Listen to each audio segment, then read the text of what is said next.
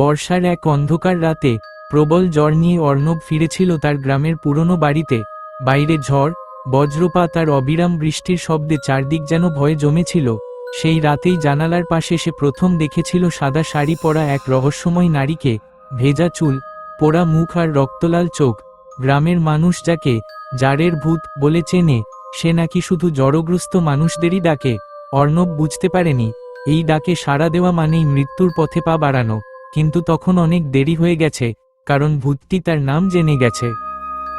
সেই রাতটার কথা আজও মনে পড়লে শরীর ঠান্ডা হয়ে যায়। বাইরে তখন মুষলধারে বৃষ্টি, আকাশে বিদ্যুতের ঝলকানি, আর গ্রামের পুরনো রাস্তা জুড়ে কাদা আর অন্ধকার। আমি জ্বরে কাঁপছিলাম, শরীর যেন আগুনে পুড়ছে। কিন্তু সেই জ্বরের রাতেই আমি দেখেছিলাম এমন কিছু যা আজও কাউকে পুরোপুরি বলতে পারিনি। আমার নাম অর্ণব, শহরে চাকরি করি, কিন্তু মাঝে মাঝে গ্রামের বাড়িতে আসি মাকে দেখতে। আমাদের গ্রামটা নদীর ধারে, চারপাশে বাঁশঝাড়, পুরনো বটগাছ আর এক ভাঙা জমিদার বাড়ি, যেটাকে সবাই কালো বাড়ি বলে ডাকে। লোকমুখে শোনা যায় সেই বাড়িতে বহু বছর আগে এক বিধবা মহিলা আগুনে পুড়ে মারা গিয়েছিল। তারপর থেকে বর্ষার রাতে নাকি তাকে দেখা যায়, সাদা শাড়ি, এলোমেলো চুল, আর চোখে এক অদ্ভুত জ্বালা। আমি এসব গল্পে কখনো বিশ্বাস করতাম না। সেদিন সন্ধ্যায় অফিস থেকে ফিরতে দেরি হয়ে গিয়েছিল। বাস স্ট্যান্ড থেকে বাড়ি পর্যন্ত হাঁটতে হয় প্রায় আধ ঘন্টা। আকাশ তখন কালো হয়ে এসেছে। হঠাৎ ঝড় বৃষ্টি শুরু হলো। ছাতা ছিল, কিন্তু তাতে কোনো লাভ হলো না। ভিজে একাকার হয়ে বাড়ি পৌঁছালাম। মা দরজা খুলেই চমকে উঠলেন। এই কি অবস্থা তোর, শরীর একদম ভিজে গেছে। আমি হেসে বললাম, কিছু হবে না মা, একটু গরম চা দাও। কিন্তু রাত বাড়তেই শরীর কাঁপতে শুরু করলো। প্রচণ্ড জ্বর এলো, মাথা যেন ফেটে যাচ্ছে, চোখ ঝাপসা। মা কপালে জলপট্টি দিচ্ছিলেন। আমি বলেছিলাম না এত রাতে ফিরিস না। আমি শুধু বললাম, ঘুমাতে দাও মা। বাইরে তখন বজ্রপাত, জানালায় বৃষ্টির শব্দ, পুরো বাড়ি যেন কাঁপছিল। রাত প্রায় 1টা হবে। হঠাৎ ঘুম ভেঙে গেল। মনে হলো কেউ আমার নাম ধরে ডাকছে, অর্ণব, খুব আস্তে, ফিসফিসে গলায়। আমি চোখ খুললাম, ঘর অন্ধকার, শুধু বিদ্যুতের আলো মাঝে মাঝে জানালার ফাঁক দিয়ে ঢুকছে। আবার সেই ডাক, অর্ণব। আমি ভেবেছিলাম মা ডাকছেন। মা, কোনো উত্তর নেই। শরীর ভারী লাগছিল, কিন্তু তবু উঠে বসলাম। তখনই দেখলাম জানালার পাশে কেউ দাঁড়িয়ে আছে। সাদা শাড়ি, ভেজা চুল, মুখটা স্পষ্ট দেখা যাচ্ছে না। আমার বুক ধক করে উঠল। কে কে আপনি? সে ধীরে ধীরে মাথা তুলল। তার চোখ দুটো লাল, অস্বাভাবিক লাল। আমার গলা শুকিয়ে গেল। সে শুধু বলল, আমাকে চিনতে পারছো না? আমি চিৎকার করতে চাইলাম, কিন্তু গলা দিয়ে শব্দ বেরোলো না। হঠাৎ বিদ্যুৎ চমকালো, আর সেই আলোতে আমি দেখলাম তার মুখের এক পাশ পুড়ে কালো হয়ে গেছে। আমি বিছানা থেকে পড়ে গেলাম। মা ছুটে এলেন। কি হয়েছে, কি হয়েছে? আমি কাঁপতে কাঁপতে জানালার দিকে আঙুল তুললাম, কিন্তু সেখানে কেউ নেই। মা বিরক্ত হয়ে বললেন, জ্বরের ঘোরে স্বপ্ন দেখেছিস? আমি কিছু বললাম না, কিন্তু আমি জানতাম ওটা স্বপ্ন ছিল না। পরদিন সকালে গ্রামের ওঝা হরিপদ কাকুকে ডাকা হলো। তিনি আমার কপালে হাত দিয়ে অনেকক্ষণ চুপ করে রইলেন।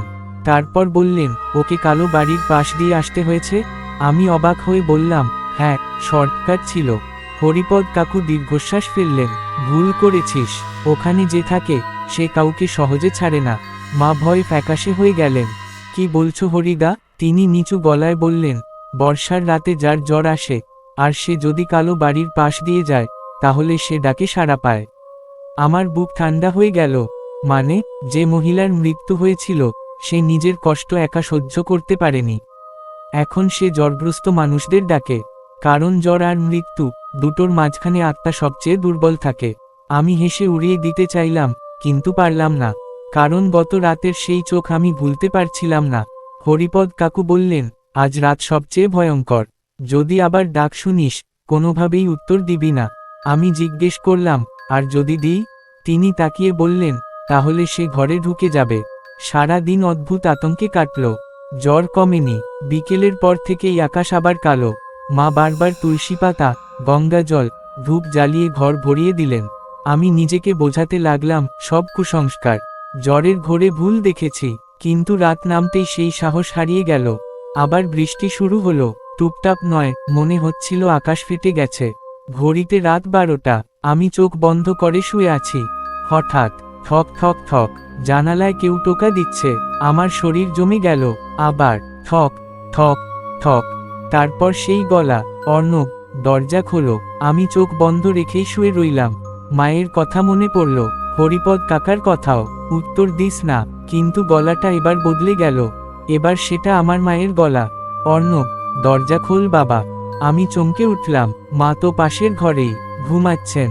তাহলে আবার ডাক, বাবা, দরজা খোল। আমার মাথা ঝিমঝিম করছিল, জ্বর যেন আরো বেড়ে গেছে। আমি আর সহ্য করতে না পেরে বললাম, কে তুমি? হঠাৎ সব শব্দ থেমে গেল। বৃষ্টি পর্যন্ত, পুরো পৃথিবী নিস্তব্ধ। তারপর খুব ধীরে দরজাটা নিজে নিজে খুলে গেল, কর কর শব্দে। আর সে ঢুকলো। সাদা শাড়ি মাটিতে ভিজে টানছে, পোড়া মুখ, চোখে রক্তের মতো লাল আগুন। সে আমার বিছানার পাশে এসে দাঁড়ালো। আমি নড়তে পারছিলাম না। সে নিচু হয়ে ফিসফিস করে বলল, এবার তুমি আমার সঙ্গে যাবে। আমি কাঁদতে শুরু করলাম, আমাকে ছেড়ে দিন, আমি কিছু করিনি। সে হেসে উঠল, একটা অমানুষিক হাসি। আমিও কিছু করিনি, তবু আমাকে আগুনে পোড়ানো হয়েছিল। হঠাৎ ঘরের সব বাতি নিভে গেল। ঠান্ডা বাতাসে পুরো ঘর জমে গেল। আমি অনুভব করলাম কেউ আমার গলা চেপে ধরছে। শ্বাস নিতে পারছি না, চোখের সামনে অন্ধকার। ঠিক তখনই বাইরে থেকে হরিপদ কাকার গলা, ওম কালী, দরজা খোলো। মা চিৎকার করছেন, ধূপের গন্ধ, মন্ত্রপাঠ। হঠাৎ সেই হাত সরে গেল। আমি জোরে শ্বাস নিলাম। সে পিছিয়ে গেল, চোখে আগুন। তুই বেঁচে গেলি, কিন্তু আমি আবার আসব। বিদ্যুতের ঝলকানি, আর সে মিলিয়ে গেল। আমি অজ্ঞান হয়ে গেলাম। পরদিন সকালে জ্ঞান ফিরল। আমি নিজের ঘরেই শুয়ে, মা পাশে বসে কাঁদছেন। হরিপদ কাকা দরজার পাশে বসে জপ করছেন। আমি আসতে বললাম, সে কোথায় গেছে? তিনি বললেন, এখন গেছে, কিন্তু পুরোপুরি নয়। মানে, তোর সঙ্গে তার একটা সম্পর্ক তৈরি হয়েছে। সে আবার ফিরবে, যখন বৃষ্টি হবে, আর তোর শরীর দুর্বল হবে। আমি শহরে ফিরে এলাম, চেষ্টা করলাম সব ভুলে যেতে।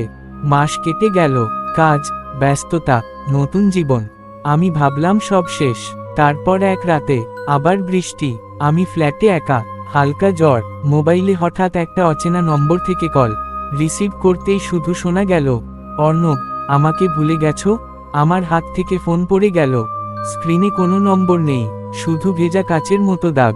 সেই রাতেই জানালার বাইরে আমি আবার তাকে দেখলাম, 10 তলার বারান্দার বাইরে। অসম্ভব, তবু সে ছিল। সাদা শাড়ি, পোড়া মুখ, আর সেই হাসি। আমি বুঝলাম, কিছু আত্মা স্থান ছেড়ে যায় না, তারা মানুষকে বেছে নেয়। আর একবার যদি তারা তোমার নাম জেনে যায়, তাহলে পৃথিবীর কোনো জায়গাই নিরাপদ নয়। আজও যখন বৃষ্টি নামে, আর শরীর হালকা